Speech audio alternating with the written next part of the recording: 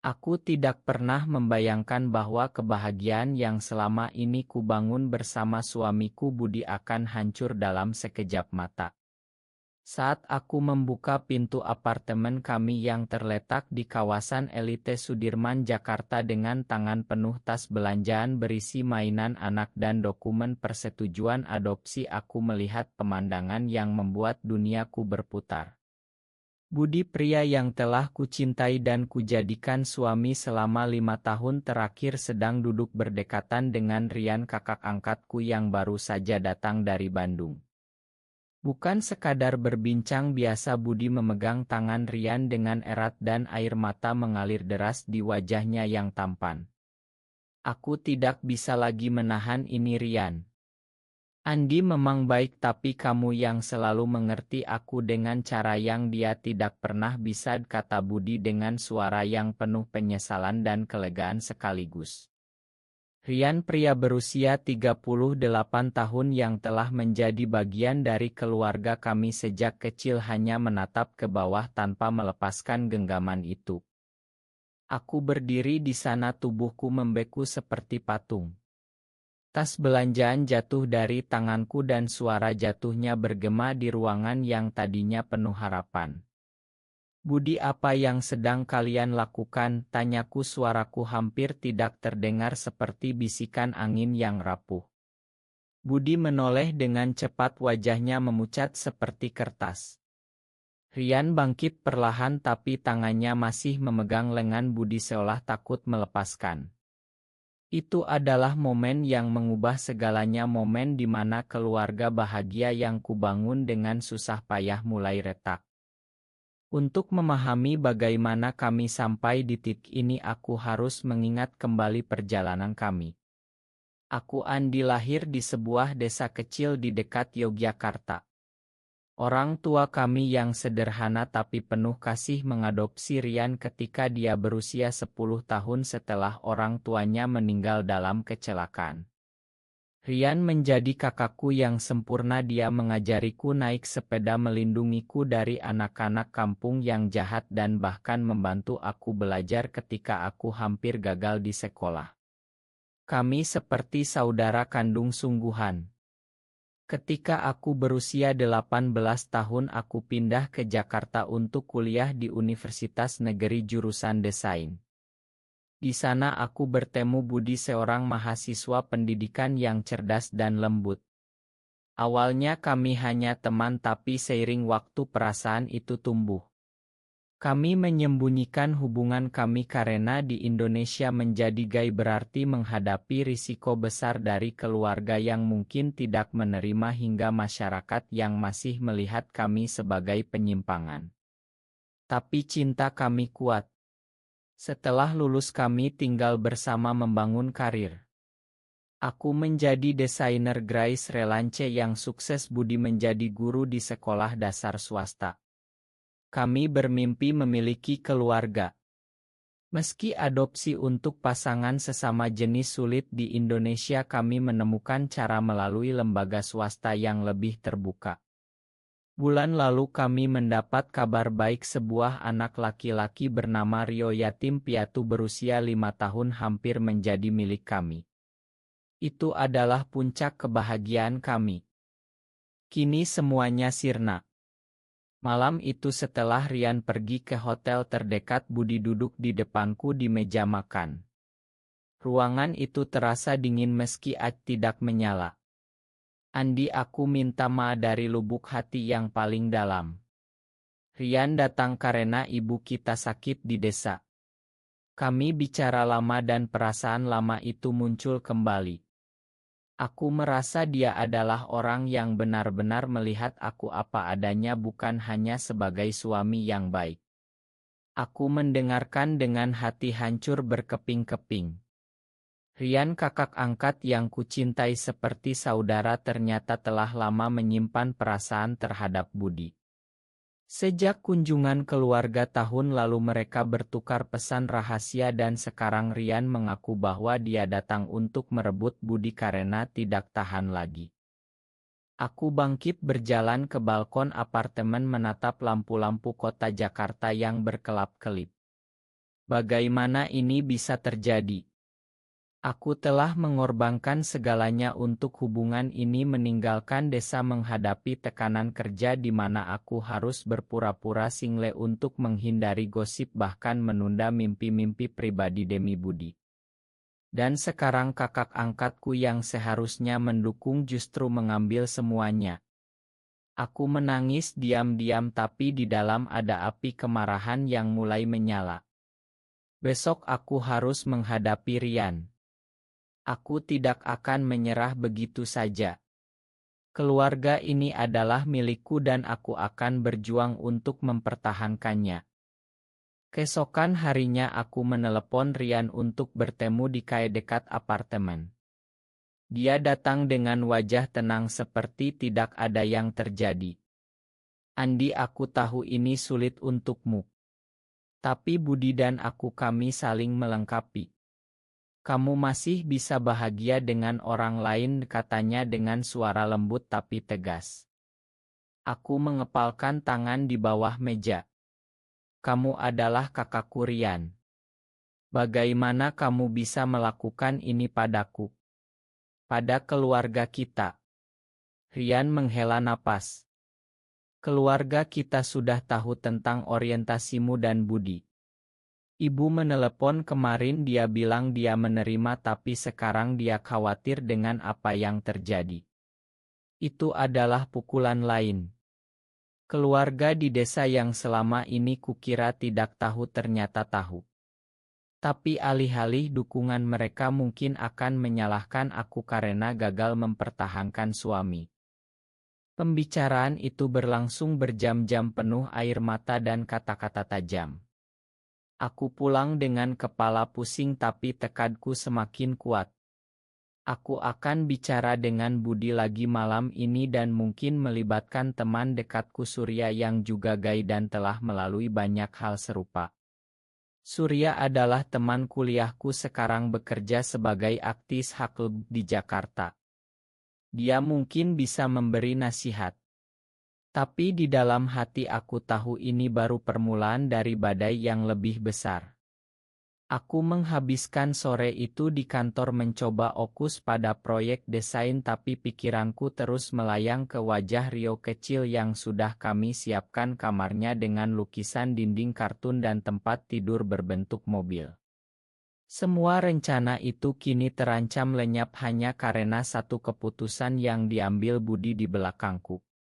Rekan kerjaku Rina memperhatikan wajahku yang pucat, tapi aku hanya tersenyum tipis dan bilang aku baik-baik saja. Di Indonesia seperti ini kami tidak bisa cerita terlalu banyak. Satu kata saja bisa menghancurkan reputasi. Malam harinya Budi pulang lebih awal dan kami duduk berhadapan lagi. Andi, aku masih sayang padamu, tapi perasaanku pada Rian lebih dalam. Aku tidak mau berbohong lagi, katanya. Aku hanya diam mendengarkan sambil merasakan air mata menggenang. Malam itu aku tidur di sofa sementara Budi di kamar. Dan untuk pertama kalinya dalam 5 tahun aku merasa benar-benar sendirian di kota besar ini. Pagi berikutnya aku bangun dengan mata bengkak dan hati yang masih berat. Budi sudah pergi ke sekolah lebih pagi meninggalkan secangkir kopi dingin di meja. Aku memandang cangkir itu dan teringat bagaimana dulu kami selalu minum kopi bersama sambil merencanakan hari. Sekarang semuanya terasa asing.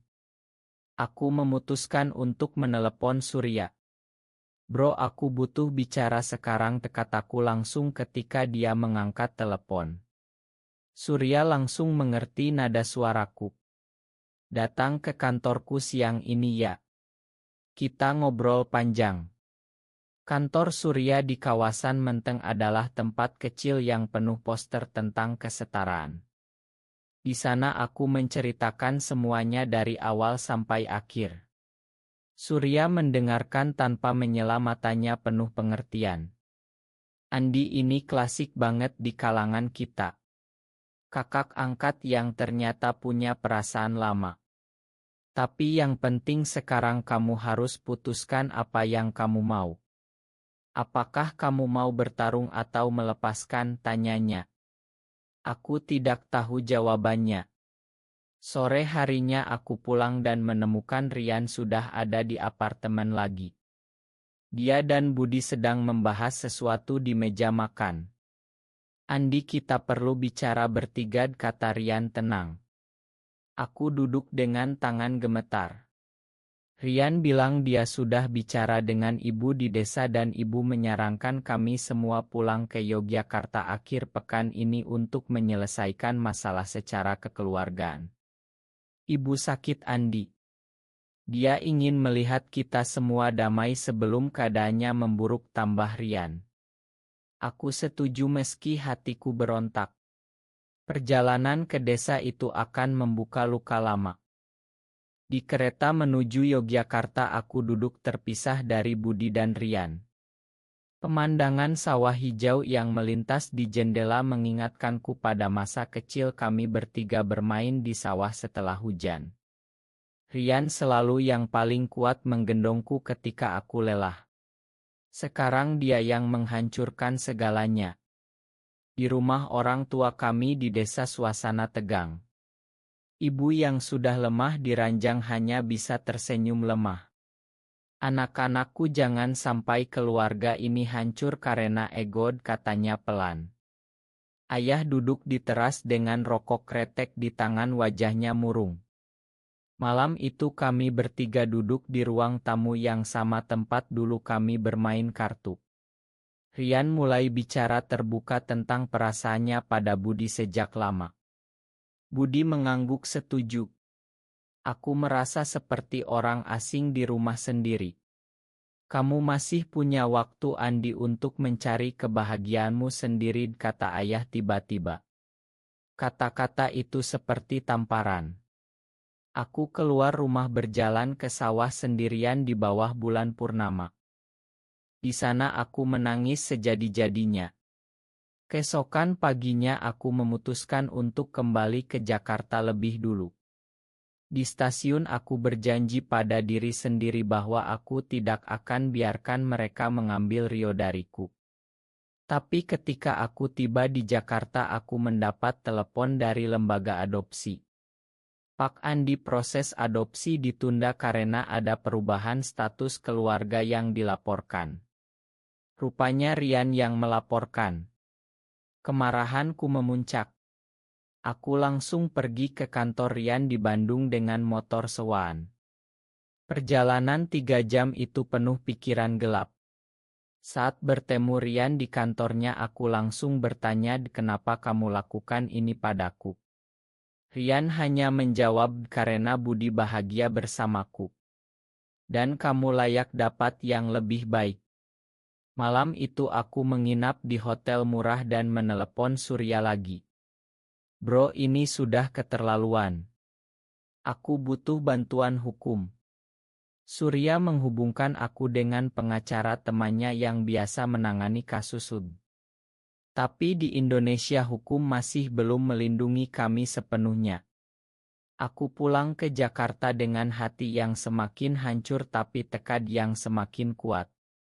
Aku tidak akan biarkan mereka ambil semuanya begitu saja. Minggu-minggu berikutnya terasa seperti mimpi buruk yang tak berakhir. Budi resmi pindah ke Bandung bersama Rian, meninggalkan apartemen kami dengan banyak barang yang kami beli bersama. Aku duduk sendirian di ruang tamu yang kosong menatap kamar Rio yang sudah siap. Lukisan dinding kartun yang kami lukis bersama kini terasa menyakitkan. Di kantor rekan kerjaku mulai curiga. Andi, kamu kok kelihatan kurus banget akhir-akhir ini, tanya Rina suatu hari. Aku hanya tersenyum dan bilang sibuk proyek. Tapi di dalam aku merasa dunia semakin sempit. Tekanan masyarakat di Jakarta sangat nyata. Tetangga apartemen mulai bergosip ketika melihat Budi tidak lagi pulang. Satu kali aku mendengar ibu-ibu di lift bilang, kasihan ya Pak Andi sendirian terus. Mungkin istrinya pergi. Aku hanya bisa diam dan tersenyum. Di Indonesia kami belajar untuk menyembunyikan luka. Surya datang ke apartemen membawa makanan dan nasihat. Andi, kamu harus mulai bangun lagi. Jangan biarkan mereka denisikan siapa kamu. Dia mengajak aku ikut pertemuan komunitas gay kecil yang diadakan secara rahasia di sebuah kai di Kemang. Di sana aku bertemu banyak pria yang punya cerita serupa. Ada yang kehilangan pasangan karena tekanan keluarga, ada yang harus pindah kota karena diskriminasi kerja. Cerita mereka memberiku kekuatan. Aku mulai membuka diri sedikit demi sedikit. Salah satu teman baru bernama Dika, seorang pengusaha kecil di bidang kopi, menceritakan bagaimana dia kehilangan segalanya 5 tahun lalu tapi sekarang hidup lebih bahagia dengan pasangan barunya. Waktu itu sakit, bro. Tapi setelahnya aku sadar bahwa aku layak dicintai apa adanya, katanya. Kata-kata itu tertanam di hatiku. Di akhir pekan aku memutuskan untuk mengunjungi desa lagi sendirian. Ibu sudah lebih sehat dan ayah menyambutku dengan pelukan hangat. Anakku, ayah bangga kamu berani hadapi ini semua, katanya. Kami bicara panjang tentang Rian dan Budi. Ayah bilang Rian selalu punya siat posesi sejak kecil, tapi ayah tidak pernah menyangka sampai sejauh ini. Malam itu aku tidur di kamar lama kami bertiga dan mimpi tentang masa kecil datang lagi. Bangun pagi aku merasa lebih ringan. Di perjalanan pulang aku berhenti di pantai Parangtritis sendirian menatap ombak. Di sana aku berjanji pada diri sendiri bahwa aku akan bangkit. Aku akan rebut kembali Rio meski harus melawan. Dan aku akan mulai hidup untuk diriku sendiri. Kembali di Jakarta aku mulai fokus pada karir. Proyek desain baru dari klien besar datang dan aku tenggelam di dalamnya. Tapi malam-malam masih berat. Aku sering terbangun tengah malam memikirkan Budi dan Rian yang kini hidup bahagia di Bandung. Suatu hari aku mendapat undangan pernikahan teman lama yang strike. Di pesta itu aku melihat pasangan-pasangan bahagia dan merasa iri. Tapi Dika yang kebetulan juga datang menarikku ke sudut ruangan. Jangan bandingkan hidupmu dengan mereka, Andi. Kita punya cerita sendiri. Obrolan kami berlanjut sampai larut dan untuk pertama kalinya aku merasa ada harapan. Di kantor aku mulai terbuka sedikit dengan Rina. Dia ternyata lebih pengertian dari yang kukira. Aku dukung kamu, Andi, apapun keputusanmu, katanya. Dukungan kecil itu memberiku kekuatan. Namun tekanan dari Rian tidak berhenti. Dia mengirim pesan bahwa dia dan Budi ingin mengurus adopsi Rio bersama. Aku marah dan langsung menghubungi pengacara. Pertarungan hukum dimulai meski peluang kecil. Aku menghabiskan malam-malam membaca dokumen dan berbicara dengan Surya. Di tengah semua itu aku mulai menyadari bahwa aku tidak lagi menangis setiap malam. Ada kekuatan baru yang tumbuh di dalam diriku. Proses hukum berjalan lambat seperti siput. Pengacara bilang peluang menang kecil karena di Indonesia tidak ada pengakuan resmi untuk pasangan sesama jenis. Tapi aku tidak menyerah. Setiap pagi aku bangun dengan tekad baru. Di kantor aku mendapat promosi karena proyek terbesarku berhasil. Bosku yang biasanya kaku bahkan memuji, Andi, kamu berubah jadi lebih fokus. Aku tersenyum dalam hati. Perubahan itu nyata.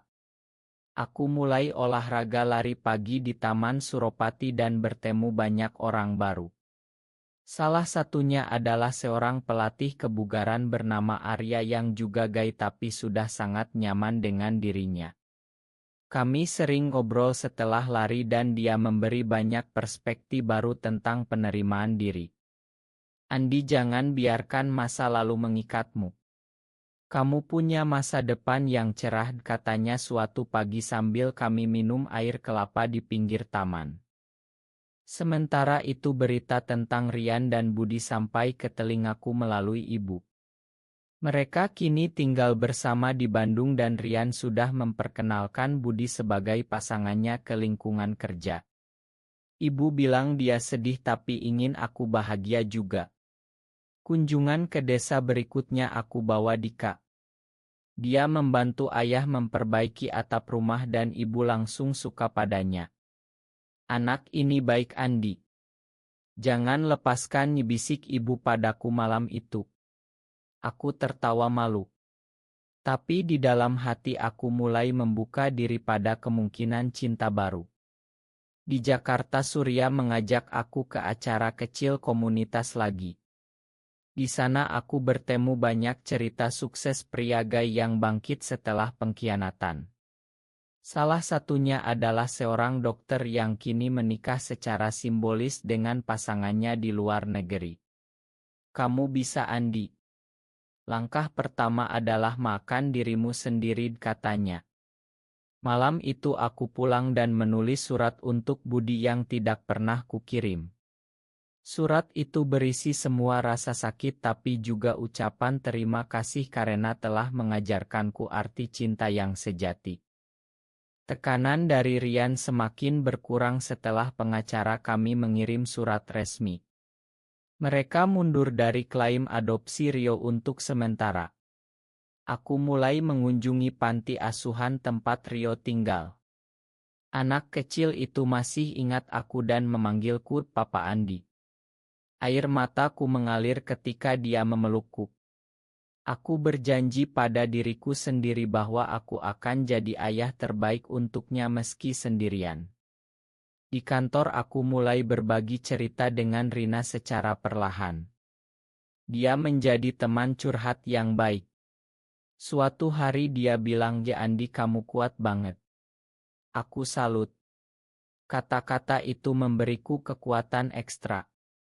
Di akhir bulan aku memutuskan untuk pindah ke apartemen kecil di kawasan Kemang yang lebih dekat dengan komunitas dan teman-teman baru. Apartemen lama kubiarkan untuk kenangan. Saat memindahkan barang aku menemukan oto lama kami bertiga dengan Rian dan Budi. Aku memandangnya lama lalu memasukkannya ke kotak tanpa membakar. Mungkin suatu hari aku bisa memakan. Tahun baru datang dengan angin perubahan.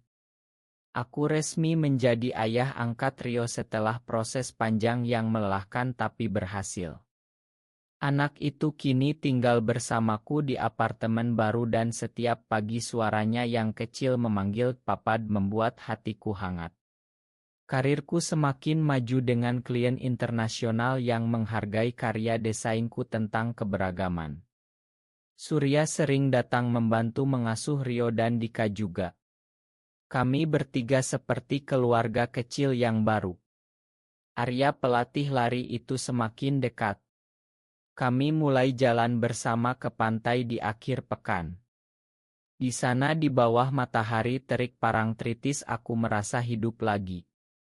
Arya memegang tanganku pelan dan bilang, "Li Andi, kamu sudah jauh melangkah." Aku bangga.